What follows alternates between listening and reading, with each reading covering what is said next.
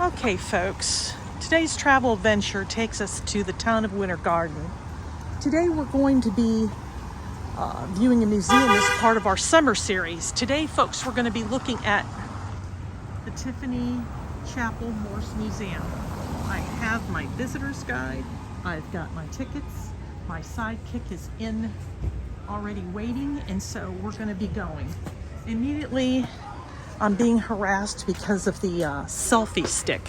They don't allow you to have ones that extend.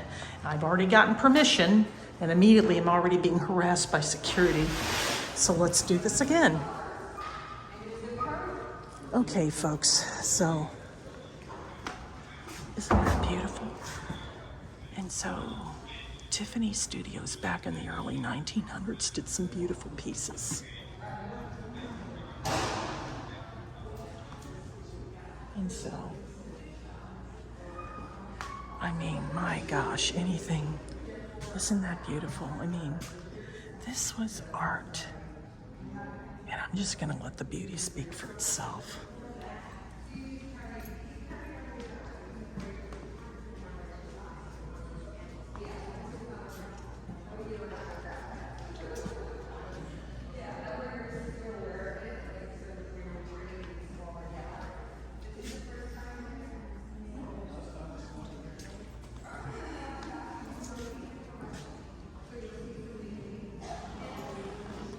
This entire museum is dedicated to Louis Comfort Tiffany, who was one of the founders and one of the major creators at Tiffany Jewelers.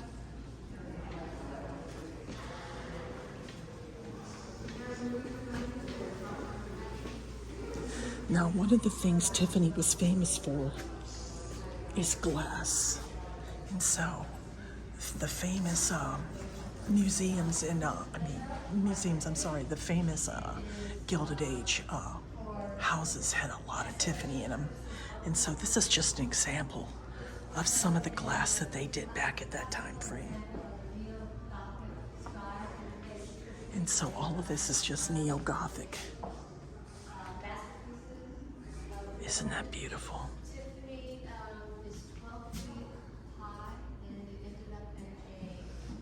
And that's a Tiffany piece right there, folks.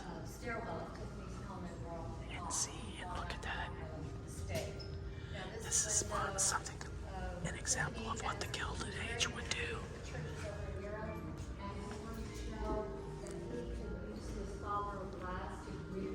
So, this is Gothic Revival, and these are panels that they went in on famous homes and churches. And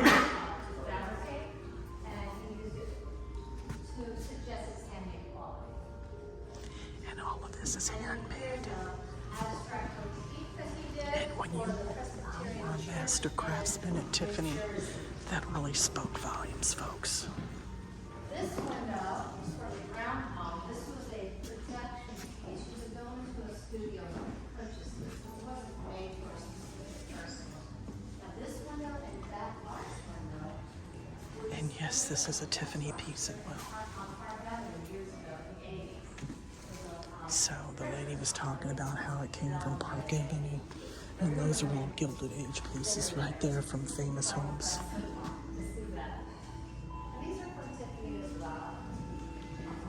Isn't that beautiful?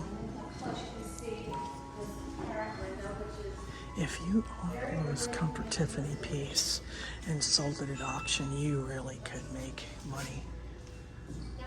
But I mean, I would be selfish and not want to do that. And if you can hear her in the background, she said very wealthy people had stuff like that. Yes, because having a Tiffany piece was considered a status symbol.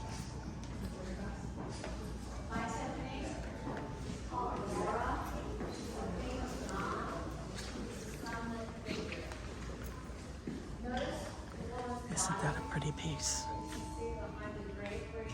So, my sidekick suggested coming here because he did a paper on this museum as a high school project when he graduated in 1980. Just look at that, isn't that beautiful? And Tiffany made furniture. These are rare pieces, you can't find this anywhere.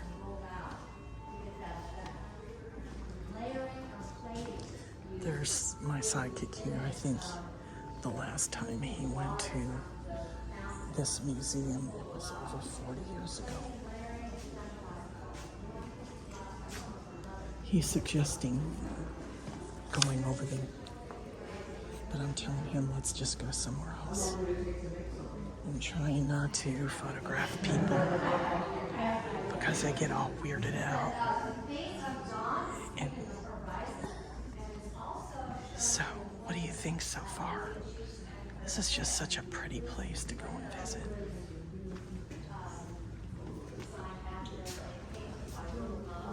And so if we go in here, it looks like that's just some type of book, like a housekeeping book. And those were always something that the housekeeper would keep track of household expenses because they had a set budget and they worked within a specific budget. And if they went beyond that, then that's something that now these are pictures of Tiffany workers and how they crafted different pieces. But these are all very beautiful pieces that artists in this time was discovering that they could recreate what looked like. I know I'm kind of going a little bit quickly, but these are what they created. Isn't that beautiful? That the iridescence and the color.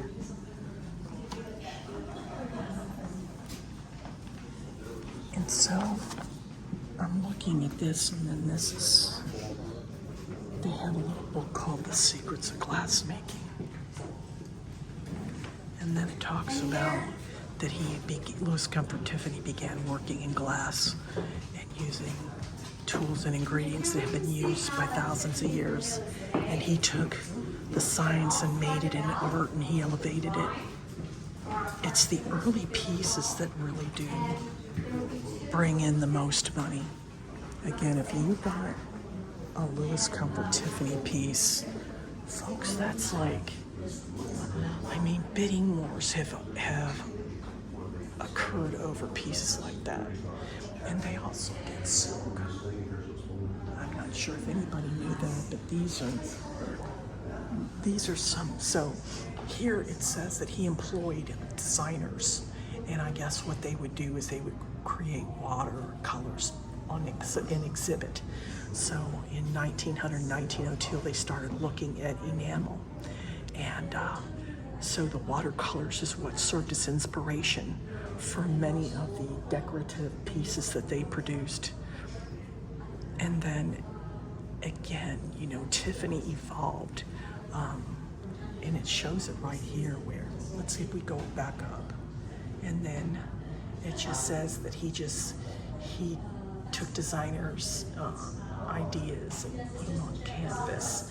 Canvas will sell as well, but then he used these as inspiration, and then he knew he had to expand into different areas of materials such as ceramic and enamel. And so what he had was not enough. So, and they employed a lot of women, which I think was very groundbreaking at the time because, you know. And then this was Tiffany furnace. Isn't that beautiful? I mean, I envy anybody that can do stuff like that. And this kind of just gives an idea.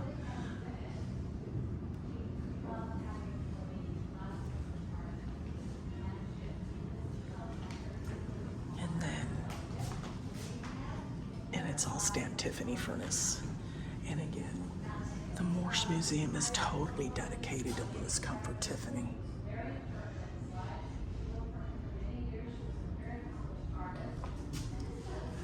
Isn't that beautiful? I mean, that is a cabbage.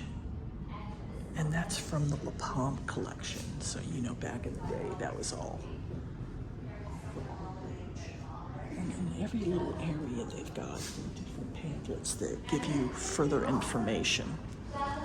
And so you took those designs on paper, and this is what they produced. And you could see the ideas on each of these items.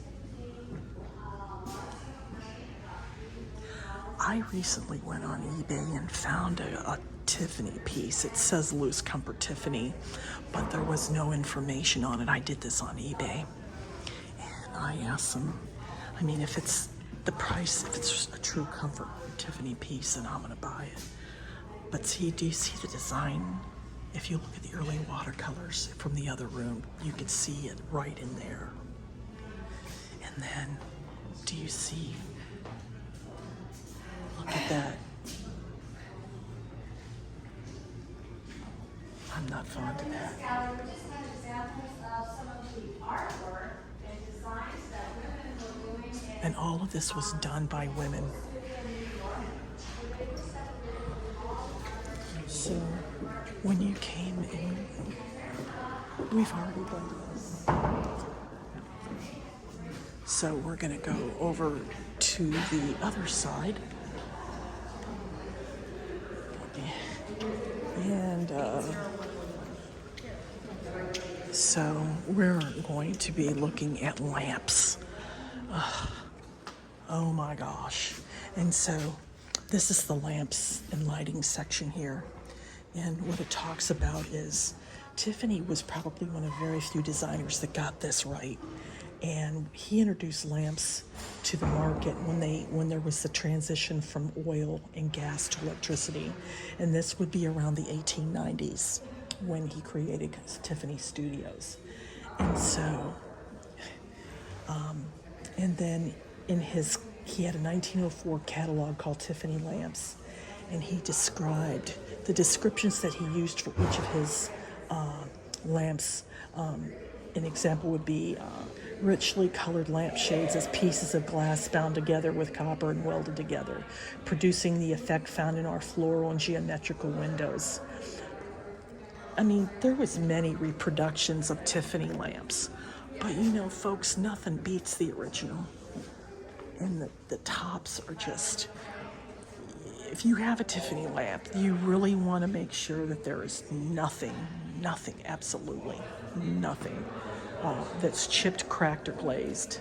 Now, there are people that do restorations on the lamps, and it doesn't take away from the value, but I mean, this is just pure art at its finest. And I know people that collect Tiffany lamps, and they won't give them away for nothing. And many inherit them. There's people that don't even have an absolute clue what they've got, and they'll just like give it away.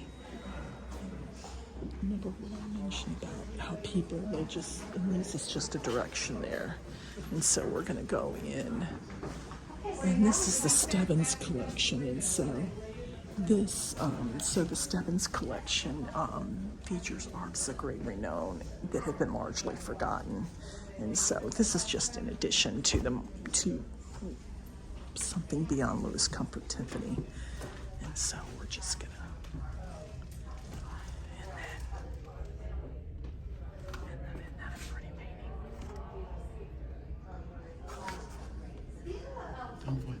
Excuse me. And then this is Bernard Castle, and this is a watercolor, and this is in northern England. I'm telling you. And then this is by Barrier. And then this is a twilight landscape, and this is oil on canvas. And so, and then if we go over to the left side, and you know, you got your normal fruit and veg, and this is called onions and garlics, and this is oil on canvas. And this was done in 1823. Isn't that pretty? And then I always like these type of paintings. And this is Eliza Tiffany. So she was a daughter of Loose Comfort Tiffany. You know, it says, so this was done in 1819. And here's the information. So a Tiffany. She's the sister of the Tiffany founder, Charles Louis Tiffany, and she showed at the age of 16. Oh, how pretty is that? And then this is watercolor on paper. Isn't that beautiful? And that's 1875.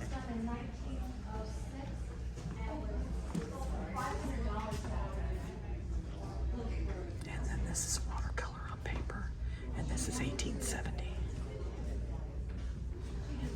This is another, it's called a Cineraria, and it's 1880s, and it's watercolor on paper. And this is by Ellen Robbins.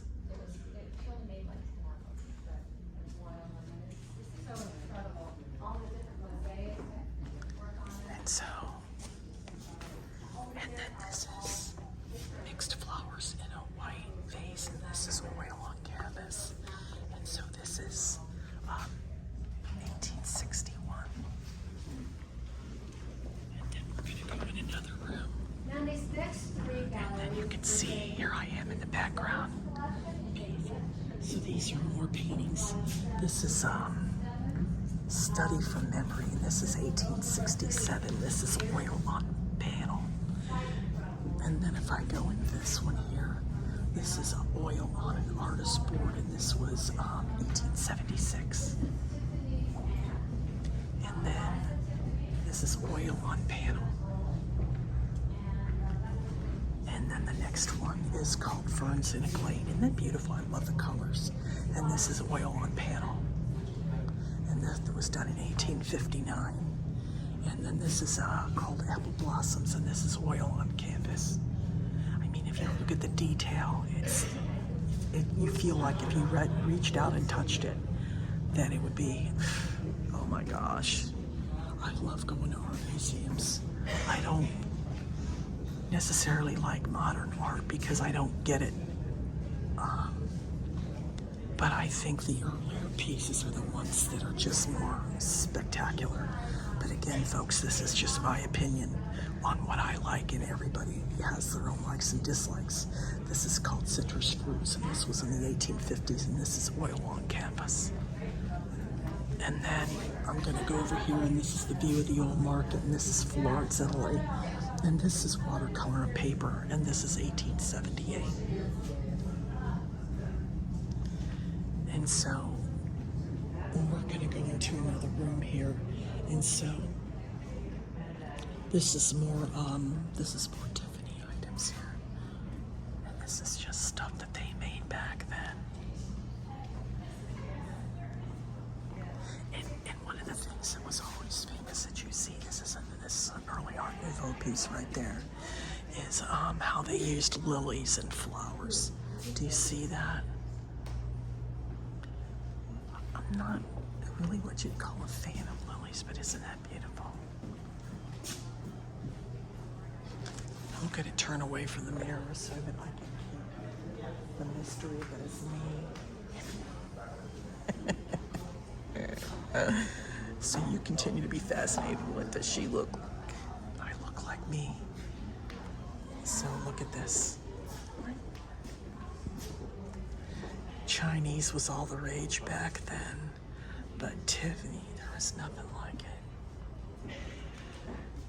There's just, see, that things like that is so popular. That's what they like. They like that the old Art Nouveau stuff. Some of the Art Nouveau pieces are beautiful, but I'm a deco lady. I just love deco because it's just not fussy. Now, one of the things Tiffany is famous for is its silver. And somebody that owned this was famous. And you see a lot of that kind of thing where they have lilies.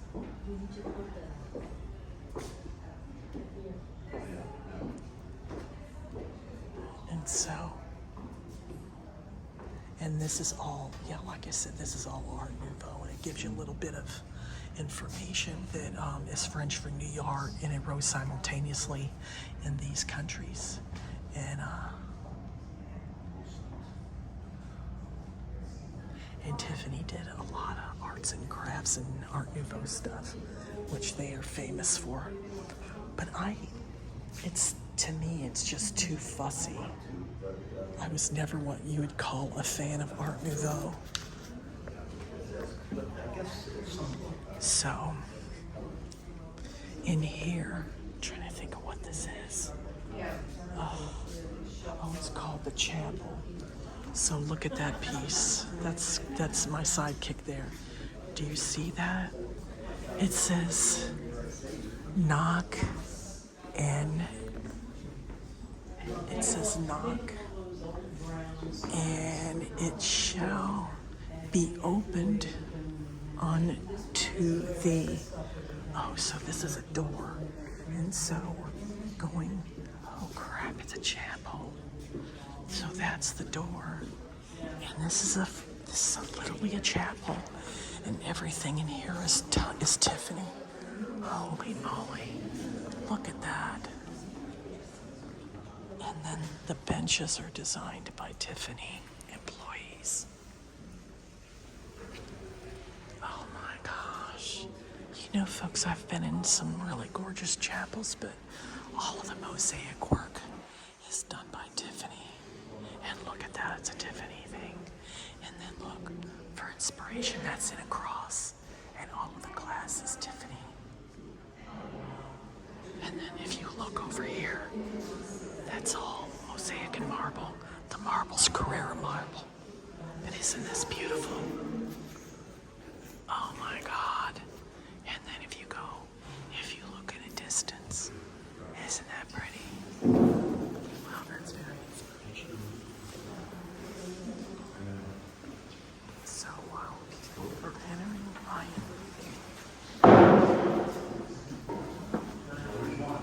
So, and then it gives an information about the chapel. So that was that chapel was created in 1893, where the Tiffany Glass Company participating in the Chicago World's Fair. This was an exhibit at that World's Fair. And then, isn't that pretty? But that was what it looked like. So this was, and then here's some information that they produced about the chapel, where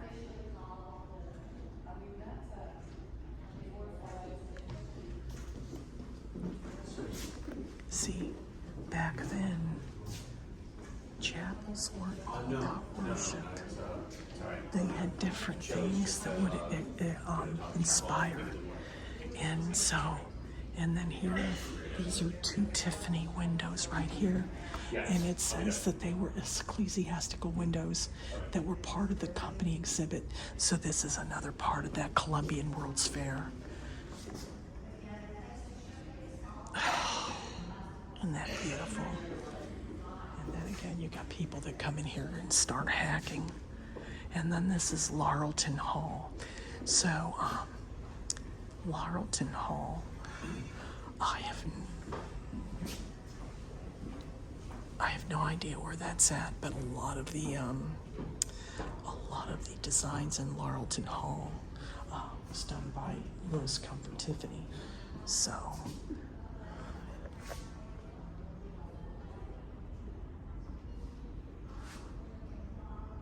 but it doesn't say where it was. Where was the location at? So what we're going to do is we're just going to go a little bit further. So back in the late 1800s, late 19th century to early 20th century, rattan furniture was very in and very expensive. You found rattan furniture in glass houses, people that were living in Newport that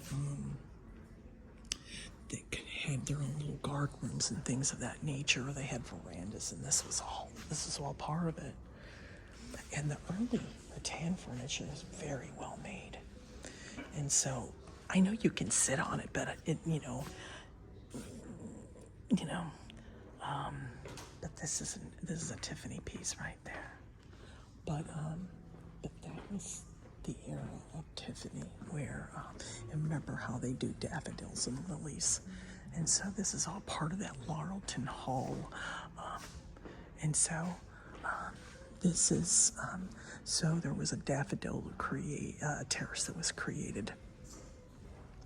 And they believe that a lot of the early experimentation came from Tiffany Studios. And so if you look at that piece, I mean, to me, it fits in. And so what they did was here is this, they recreated what like Newport, where all the Gilded Age folk would come in. They recreated what a garden room would look like. Now, normally the furniture would be white and more fussy with palm trees and things of that nature. But that it's kind of what you would call a daffodil terrace. And that was just all inspired by Tiffany. But that was all the rage back then. Excuse me. And so, and then this is just and then this is a dining room. And if I go over here and pick up the brochure, this was at Laurelton Hall. Again, I have no idea where Laurelton Hall is located. So we'll have to Google it, but it just says that it's,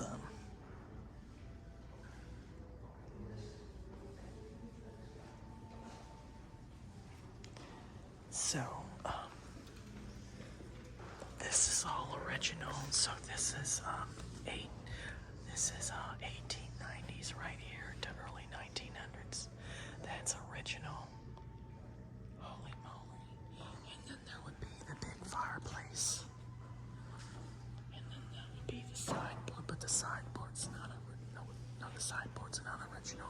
But the items under the sideboard would be original, and that's all related to Tiffany. Tiffany designed the silver and of course the lamp. And then those are watercolors, and those were done by Alan Dunn, and he was part of the foundation. And these are done in the 1920s. And then if you go in here, this would be part of that reception hall. Look at all that. That's all Tiffany. And then look at that. Isn't that beautiful? Oh, wow. And then water would be flowing out of that. For real. And then in here, this is just more Tiffany items here.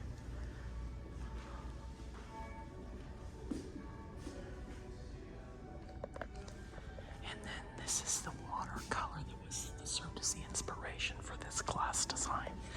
Because if you remember how how Tiffany Comfort Studios would hire women designers and women sketch artists to do all that, women really were freaking talented. And in a way, Tiffany was very ahead of its time in employing women workers. A lot of them had talent, and especially like a lot of the rich young women who went to famous art schools, or they hired the best art teachers. And yeah, that's just the way it was. And then these here, you can't touch the magazines, but these were magazines that showed a lot of the Tiffany stuff in them, like Tiffany advertisement. But if you go on archive.org,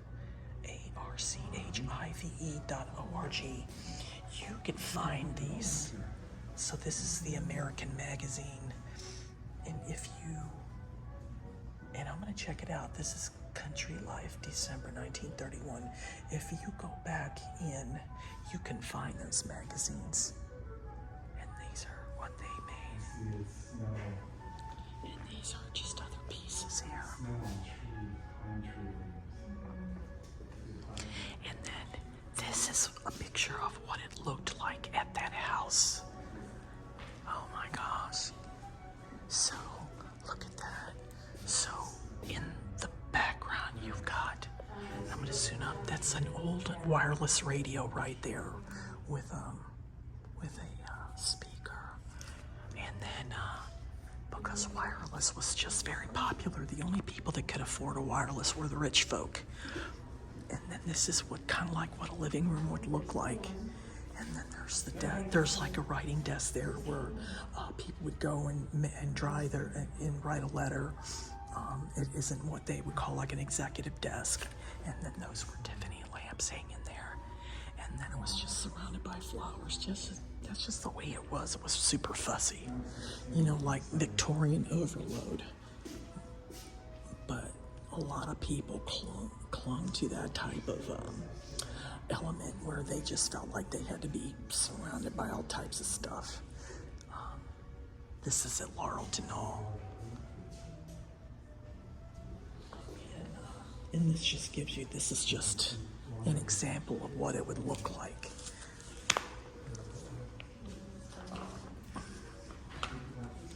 So we are going to go to another room. And so we're going to look at that. That would be, I guess, this would be the entrance. So normally in bigger houses, they would have that type of fireplace. Isn't that pretty?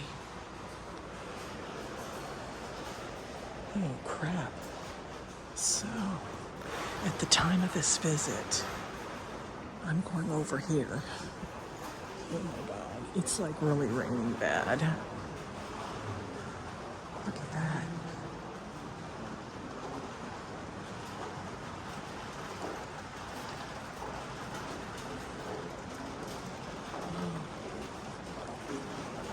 But it gives us a chance to look at the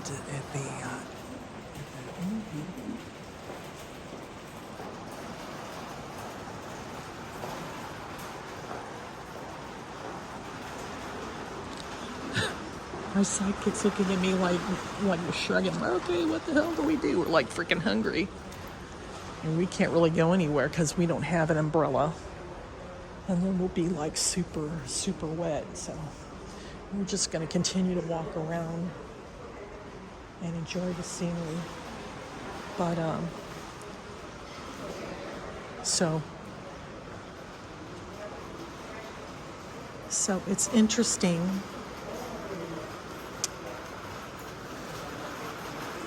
It's an interesting place to visit. So, oh Lord, it's going to take a little bit of time, and we're going to talk about this a little further. So, when I go to the visitor's guide, for senior citizens, the cost is $10, and really, you know, it just goes here in more detail, saying that it's internationally known for its collection of works related to Louis Comfort Tiffany. And so, I mean, if you are a Tiffany fan, this is like somebody that you really would want to go to. And then what it says here, it says the scope of the collection extends from Tiffany leaded glass lamps to the windows that made that Chicago exposition in 1893. And then here, and then it talks about who Charles Morse is, because this is who the museum is named for. And then he retired, and he came to Winter Park and became a major benefactor of this town. And so he donated this land in order to make this museum a possibility. And then Hugh and Kenneth McKean were the founders of the museum. And so they founded this museum in 1942. And it just gives a little bit of information that they assembled this collection over a few decades, and they didn't have any help using any type of public funding. And then there was an actual artist who studied at Tiffany's Laurelton Hall estate. He was this museum's director for 53 years.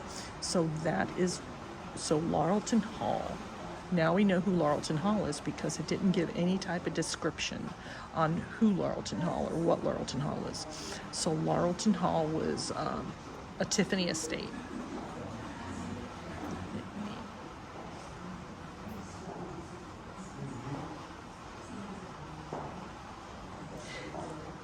So that's pretty interesting. So now at least we know a little bit about that. And then this just gives you a little bit more information. The public hours are Tuesday through Saturday from 9:30 to 4. Now on Fridays, they're extending the hours from 4 to 8, and coming in here is free.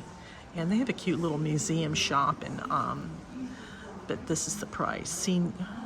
Oh, okay. So it's $5 for seniors. So for two, it would be 10, and then students it's $1, and adults it's $6. So that's their price right there.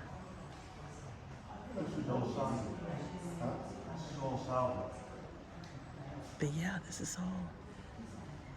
And then it just says what you can't have, and so if you are going to film within the museum and you have a tripod, do not bring one in.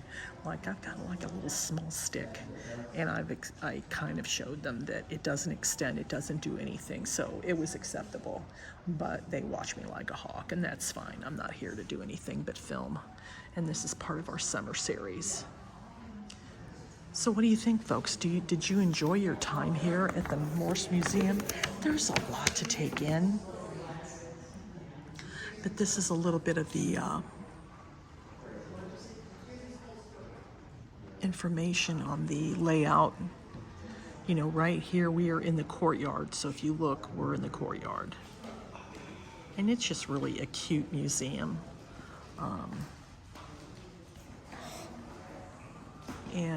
Yeah, we went through Louis Comfort Tiffany's Light and Art. We went to the study gallery, went through a lot of it's Laurelton Hall. But if, I made a remark before about how younger generations do not like collecting anything old. What they fail to realize is that not only is that history, but if you need to sell it in case of an emergency, that's another reason. It's an investment. It's an investment in case anything happens. And that's food for thought for if there's anybody young that's watching this, since this channel's geared towards retirement folk. But yeah, it's a cute museum. The parking's not too bad to find. The price is right. It's pretty reasonable. And if you want to tour it free from November to April, you just got to come in after 4 o'clock from 4 to 8. And 4 hours is really more than enough time to go through, because it's really not a lot.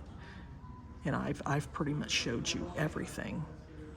But yeah, this is the Morse Museum, folks. Like, subscribe, click that notification bell to let you know when a video will be uploaded. Tell a neighbor, tell a friend, tell that secret art lover about this museum video and about my channel. Word of mouth is how my channel grows, folks. I appreciate each and every one of you. So if you get an opportunity and you're in the Central Florida area and you're in the Winter Park, hence Rich Folk area, stop by. It's really worth a visit. And so we're going to be looking at future adventures, and all I have to say is I hope you enjoyed our tour here at the Morse Museum and looking at the Louis Comfort Tiffany exhibit. Thanks for watching, folks. And from me and my sidekick, so long for now. You got to thank him, folks. It was his idea to come out here. And so 40 years later, he really, truly enjoyed it. And that's what it's all about. He's a good guy and he deserves this. And so do you. Bye, folks.